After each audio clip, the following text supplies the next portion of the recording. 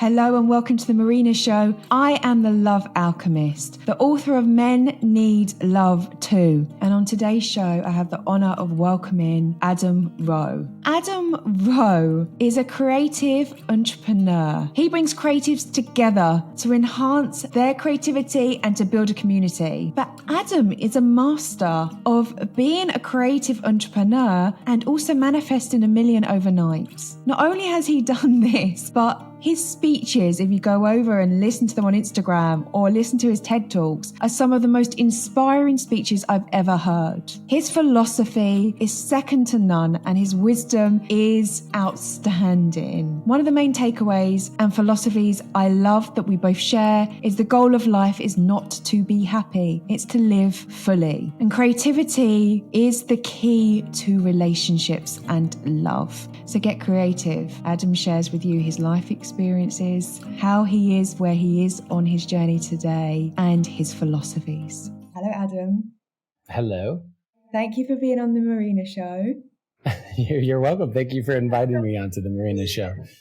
It's such an honor to have you here, and you can clearly see that you're sharing your life purpose with the world and sharing your work with the world. So for anyone who doesn't know who you are, Adam, who are you and what is your soul's purpose? My computer internet actually just froze for a second. I think so. You asked me the question of who am I and what is my soul's purpose? Is that accurate? Yeah, and the computer and the technology just went, what the hell?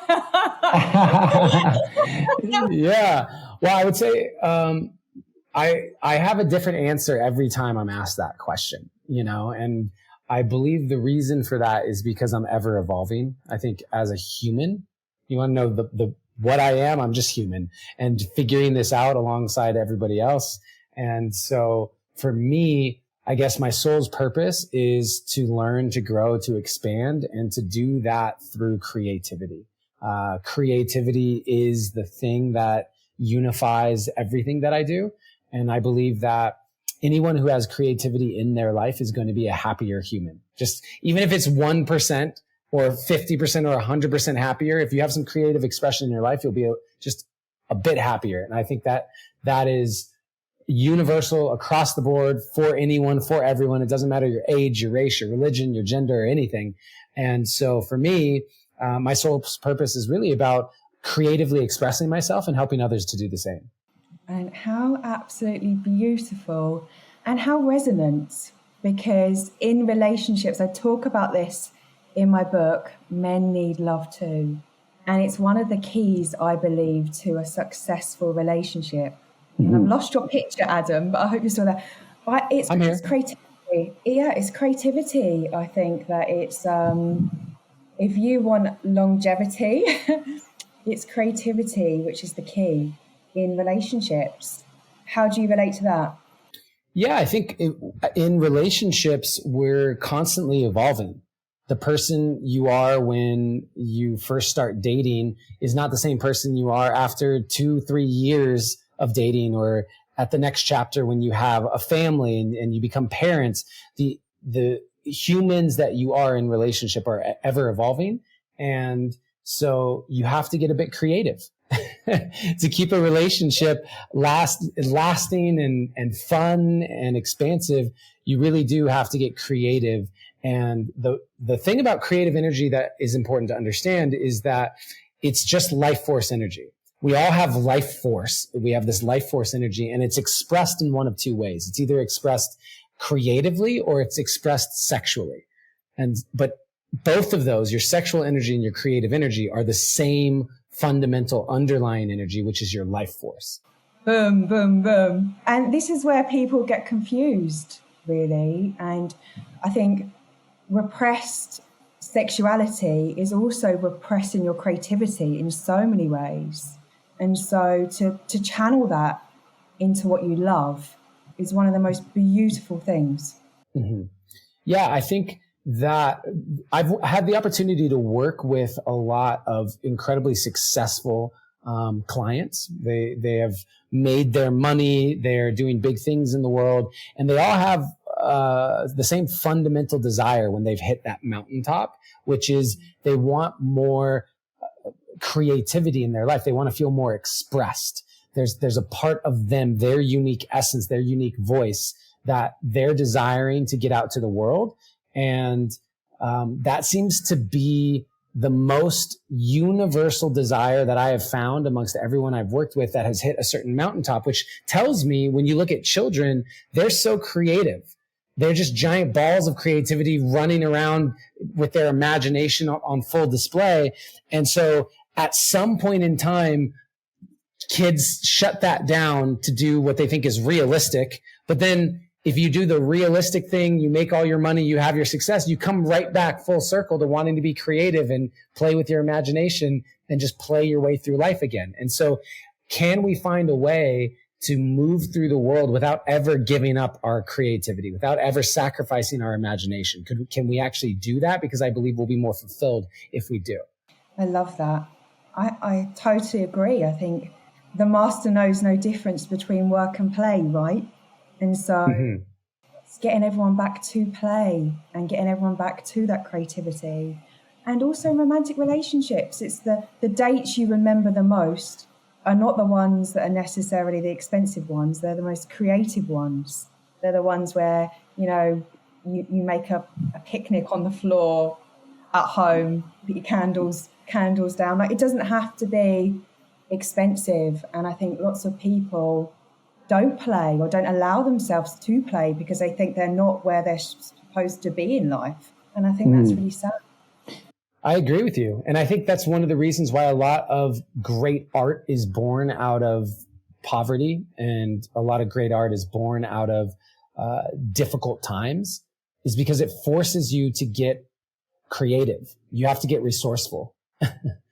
Yeah.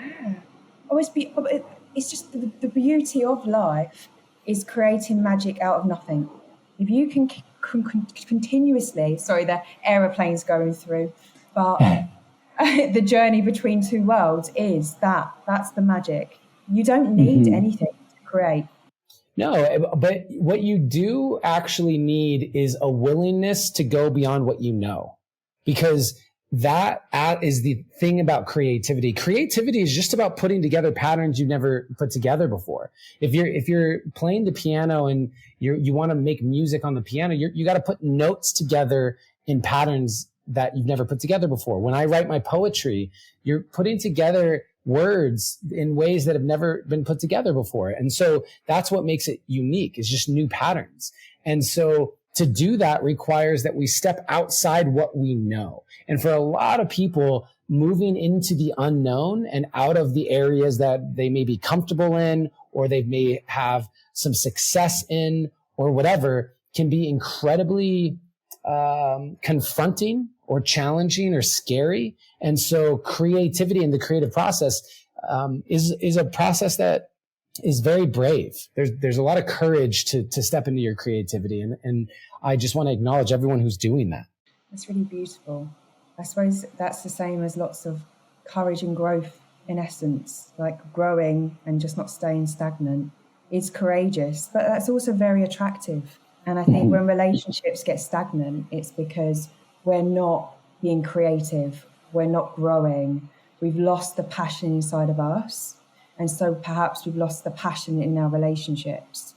And so I think number one important thing to do is to create. Well, I think that a lot of that has to do, so we just talked about how creativity is requiring new patterns, which means that there's a willingness to forget what you know and explore new terrain. And I think in a lot of relationships, we can very easily fall into the trap of thinking we know the other person. I was in a 10-year relationship, and one of the biggest things that I realized after that relationship ended was we had just assumed we were going to be together forever. We'd moved past that point and we said, okay, this is the person that I'm going to start a family with. This is the person that I'm going to marry. This is the person I will grow old with.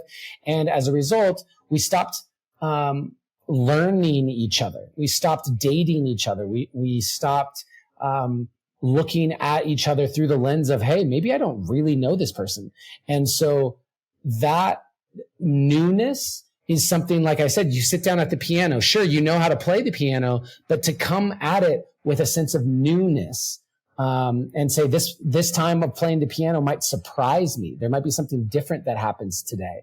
I think bringing that into your relationship is incredibly valuable. Say, okay, I know how to play this instrument. I'm familiar with it, but today it could completely surprise me. This person across from me that I've spent the last 5 years of my life with could completely be a brand new experience today. And that openness and that willingness can keep a relationship fresh. And without it, I think it can stagnate and eventually end. Yeah, I totally agree. I can resonate. I mean, writing that book was really important to me because I was in a 13-year relationship, and I would encourage, I think I am pro-marriage and I'm pro-divorce. And I think there's growth between both. I really do. And you pick your path, right? But to go deeper and deeper with the same person is beautiful, but you can only do that if you've gone deeper within yourself. So talking from a man's perspective to a man, if you haven't cried, or if you haven't been with your own tears, how can you hold that space with someone else and make that beautiful and make that even more intimate than you've ever experienced before, right? So it's around, I think there's two things here. It's around creativity and creating new experiences and the same experiences from a different angle, and going deep within yourself. So then you can go deeper within the relationship again and again and again. Yeah, I think that there's a lot of value in what you just said around being able to hold our own emotions. I think for a lot of men, one of my beliefs is we really will never truly understand the depth of emotion that a woman is capable of feeling. There's just a different way that we operate. And I think because a woman has a womb and is basically a portal from the spiritual world into the physical world, there's a different relationship to the infinite, to the divine, to the void space, which is pure chaos, right?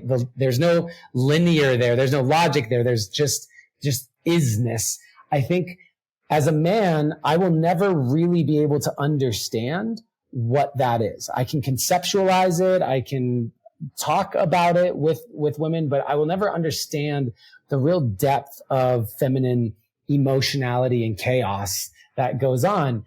And as a result to that, the best that I could ever do to be able to hold space for a woman in her totality and to invite the expansion of a woman into her fullness is to get as comfortable as possible holding my own experience, to go really deep into my own chaos, into the depths of my own sadness, my anger, my despair, the depths of my own emotionality, so that I know that I could hold it for myself and not be so scared of my own emotions.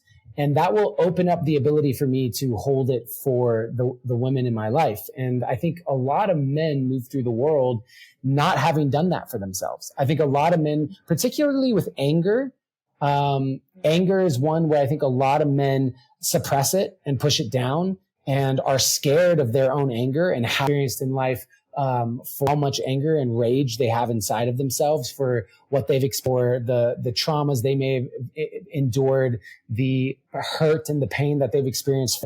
Be steady like the rock, be very tough and be able to be a grounding force from women, all of those sorts of things. And I also believe that the sadness is tough for a man as well, because we've been told that real men don't cry and to suck it up. And we've got mixed messages from women about whether or not we're supposed to for the woman, while at the same time the women want us to be vulnerable and communicative and all of these things. And so I think for men it can be quite confusing, and the easiest thing to do when confused is just compartmentalize and shut it down and push it away. And so I think that's been very hard for a lot of men, including myself in my life, to understand that. And so more and more I see men starting to get in touch with their emotions. And that's a really big thing, because to your point, it's the only way we're going to be able to truly hold space for the feminine. Oh, 100%. I think, yeah, if someone can't be with you when you're crying because they can't be with their own tears, ultimately, it doesn't matter how long you're in a relationship, you're going to feel alone, because only parts of you are going to be witnessed and only parts of you are going to be accepted. But that's kind of the way that society's conditioned, as you said, they're conditioned men. And so it's beautiful when we can hold space for one another and go deeper. And as you said, the empathy and the connectiveness is different, because when I had my children, it opened me up to a whole another level of empathy I never experienced before. And doing that completely naturally at home, I think we just need to really admire the differences between men and women and not make any of it wrong, and be there and hold space for one another. And I think, again, the mixed messages around what is attractive and what isn't, I think being able to hold each other during different times and in different emotions and not run from them is the beauty of life. Yeah, I believe we're here to feel. I think that if you were to ask me, why are we here as humans, and I have a lot of deep spiritual beliefs around this, but I would say that when you look at everything human beings do, we do it because of how we believe it'll make us feel. We take action because of how we believe this action is going to make us feel. We set goals because of how we think we'll feel when we accomplish those goals. And we're either running towards an emotion or running from an emotion, right? But it's all about feeling. And so if everything that we do is based off of feeling, then to me, that's the purest, clearest sign of why we're here. We're here to feel. That is, there's no escaping that. You don't get through this life without feeling. And so if that's why I'm here to feel, then I want to make sure that I'm actually putting some time and energy and attention into the development of feeling, not just moving through the world being reactive and having my emotions be something that I have absolutely no control over or I'm not shaping in any way, shape, or form. So emotional intelligence and the ability to understand why do we feel what we feel is at the heart of personal development and growth. And anyone listening to this is listening to it because they're interested in that. And to me, that's also synonymous with creativity. How I mentioned before, this is about putting together patterns we've never put together before. Amazing. Personal development is just recognizing patterns for why you feel the way you feel, right? Like that's really at the heart of it. Why do I feel this way when my partner says these things? Why do I feel jealous? Why do I feel sad? Why does this make me feel some discomfort in my system? All of those explorations, that's personal development. And it's also creativity. It's a process of understanding our patterns. Oh, bless you. Thank you. Sorry. Bless you. But we're here. Like, we sign up to this human experience to experience. We don't sign up to this human experience to be happy. And again, there's this false narrative, like we have to be happy and that's success. And it's not. It's feeling everything fully. And as you said, there's an element of control, but it's a dance between letting go of control and control. But yeah, it's being consciously aware of what's happening rather than being in a reactive state of being. But loving it all, I think that's the biggest thing, my biggest lesson. And it's just loving the experience and not making any of it wrong, because it's all growth. Yeah, I agree with that. I agree. You're just frozen, Adam. But I mean, I would just add, you move towards what may feel, more resonant with your soul, and you move away from what doesn't, and you're consciously aware of that. And it's not about making any of it wrong, any of this life experience wrong, because it's all part of the growth. And from whatever experience or path you choose, creativity can be born if you honor the lessons throughout it. Mm-hmm.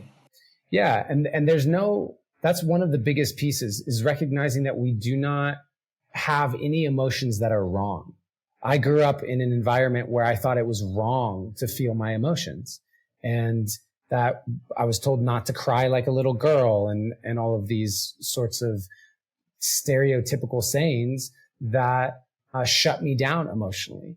But what I believe is that whatever your emotions are, they're telling you something. They're just information. They're feedback about something going on internally in relation to something happening externally. And the information itself is not bad. It's not wrong. So instead of shutting down those emotions and therefore shutting down our ability to receive that information, why not simply embrace them and then use it as an opportunity to gain more insight into who we are, why we're here, where we want to go.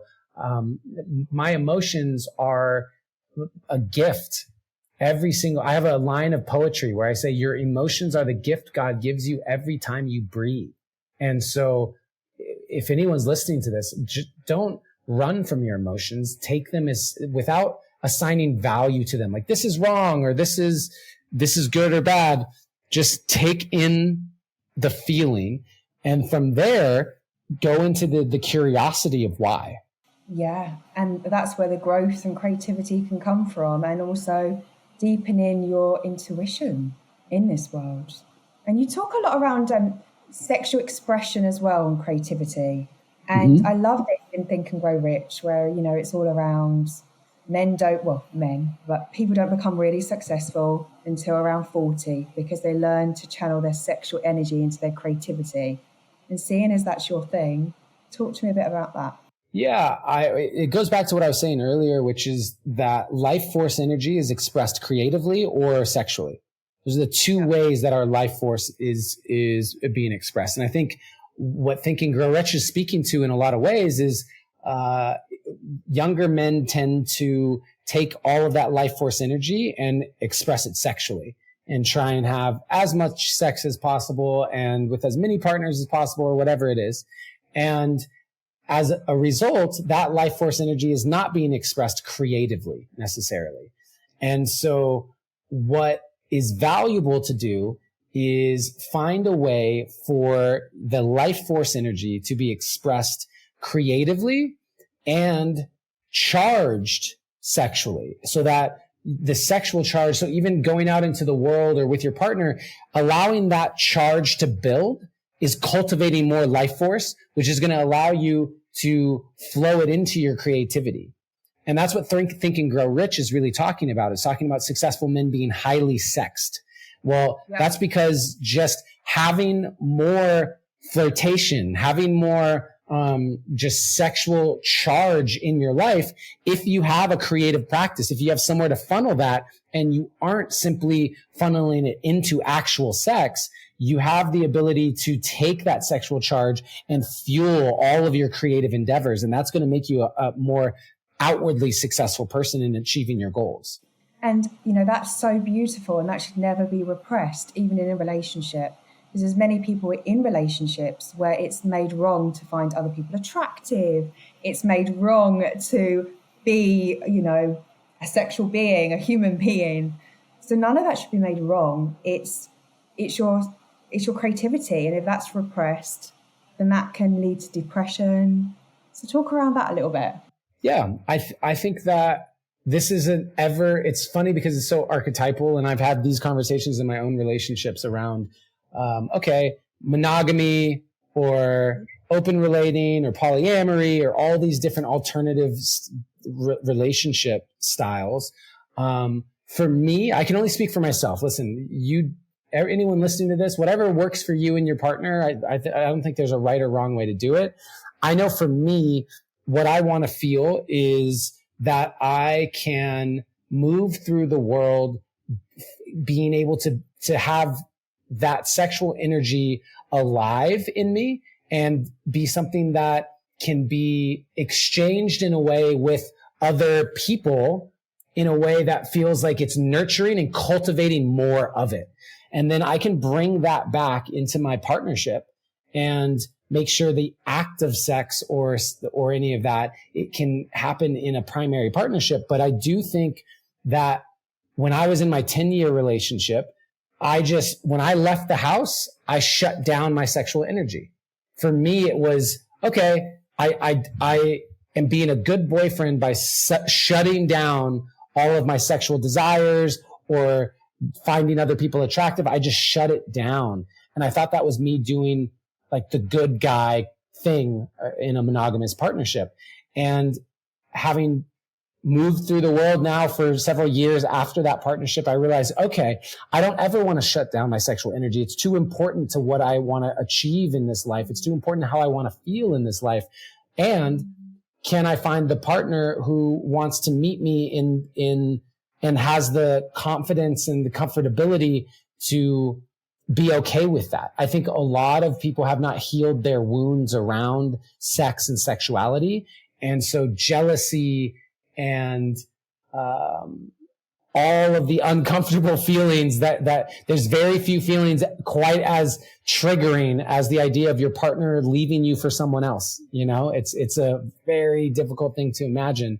And so it's a world that I've explored in terms of healing a lot of my past wounding of being cheated on and all of this stuff. And I think a lot of people would benefit from going into that healing process around that subject specifically. I mean, one of my theories is the way you make love is the way that you live your life.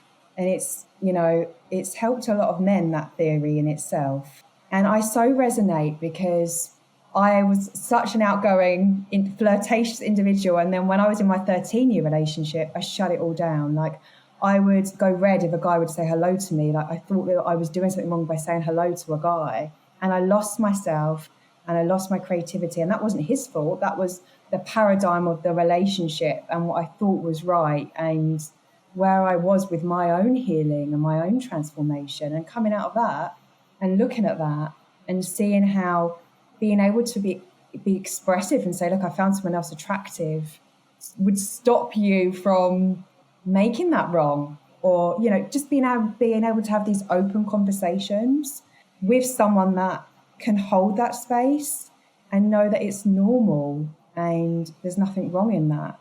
Personally, I believe it's about not making anyone wrong.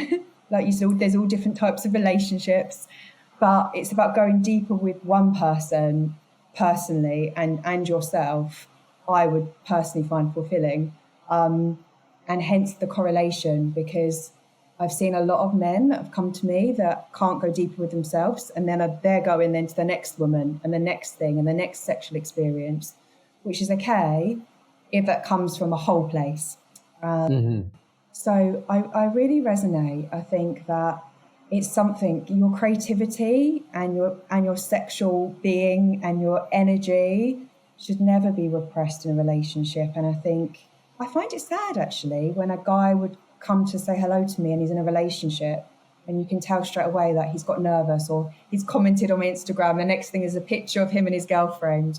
And I suppose I feel sad because I was in that. And I understand that's not a nice place to be, because it's almost like repressing a part of yourself. Yeah. And I think it's interesting, because is that coming from, in my 10-year, that wasn't coming from her. That was coming from me. I was the one who felt as if I was doing something wrong. I was the one who, it wasn't coming from her. And then I've been in other dynamic sense where I haven't felt like I've been doing something wrong, but she has. And so I think it speaks to just how, when you find someone where it really works and you're on the same page and together you're able to achieve so much more, you both feel fulfilled, there's just real true love there, it's worth fighting for. It's worth holding on to. It's not the most common thing in the world to find someone where it can really work like that. And so at the end of the day, maybe it's the romantic poet in me, but I just believe real love is worth fighting for, and do everything you can to keep it in your life. Do everything you can to find a way to make it work with those people in your life when you really have the potential. Exhaust every option before letting it go. I love that 100%, because life is more beautiful when you share it with somebody else. And thank you for sharing this podcast with me, and your time and your beautiful energy, and sharing your poetry and your creativity with the world. Thank you for having me. I really appreciate it. And we made it happen while I think we're both traveling and moving through through the world. And I really just appreciate it. And congratulations on the new book release and everything that you have going on in your life. And for everyone who's listened to this, thank you for taking the time to listen to this. These conversations, what we can cover in only 30 minutes is a fraction of what could actually be explored in an entire lifetime. But I just am so appreciative when people like you put the energy into being a part of these conversations. Oh, thank you, Adam. Really appreciate your soul and what you're creating in this world too. And thank you to everyone that's listening. And yeah, take care. Bye-bye, darling. Bye-bye. Bye.